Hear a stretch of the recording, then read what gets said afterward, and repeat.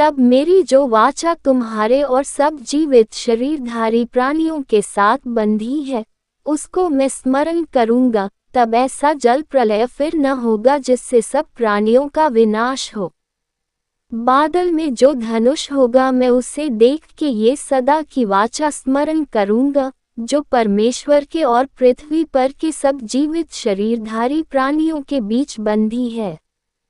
फिर परमेश्वर ने नूह से कहा, जो चाचा मैंने पृथ्वी भर के सब प्राणियों के साथ बांधी है, उसका चिन्ह यही है।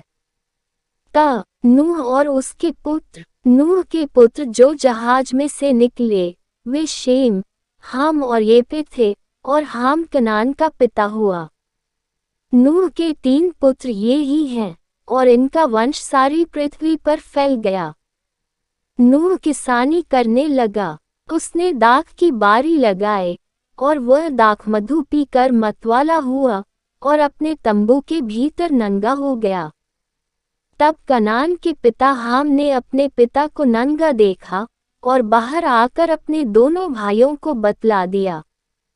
तब शेम और येपेत दोनों ने कपड़ा लेकर अपने कंधों पर रखा, और पीछे की ओर उल्टा चलकर अपने पिता के नंगे तन को ढांप दिया, और वे अपना मुख पीछे किए हुए थे, इसलिए उन्होंने अपने पिता को नंगा न देखा। जब नूह का नशा उतर गया, तब उसने जान लिया कि उसके छोटे पुत्र ने उसके साथ क्या किया है, इसलिए उसने कहा, कनान शापित हो, वह अपने भाई बंधुओं के दासों का दास हो। फिर उसने कहा शेम का परमेश्वर यहोवा धन्य है, और कनान शेम का दास हो। परमेश्वर येपेत के वंश को फैलाए, और वह शेम के तंबुओं में बसे, और कनान उसका दास हो। जल प्रलय के पश्चात नूह 350 वर्ष जीवित रहा। इस प्रकार नूह की कुल आयु 950 वर्ष की हुई, तत्पश्चात वह मर गया। नूह की वंशावली। नूह के पुत्र शेम, हाम और येपेत थे। उनके पुत्र जल प्रलय के पश्चात उत्पन्न हुए। उनकी वंशावली यह है। येपेत के पुत्र Gomer, Magog, my, यावान, Tubal, Meshech और तिरास हुए। गोमेर के पुत्र अश्कंज, रीपत और तोगरमा हुए, और यावान के वंश में एलीशा और तरशीश और कित्ती और दोदनी लोग हुए।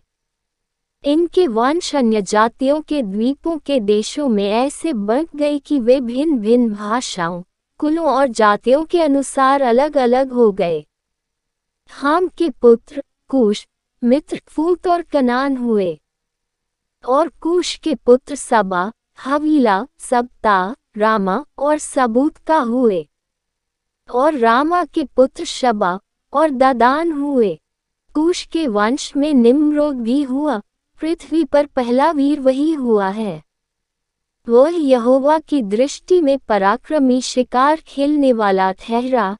इससे यह कहावत चली है, निम्रोद के समान यहोवा की दृष्टि में पराक्रमी शिकार खेलने वाला।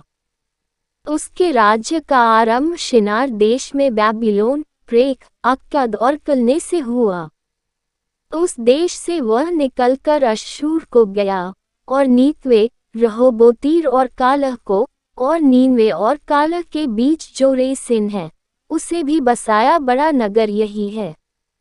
मिल वंश में सूदी, अनामी, लहाबी, नसूही और पत्रूसी, कसलुही और कसोरी लोग हुए। कसलुहियों में से तो पलिश्ती लोग निकले।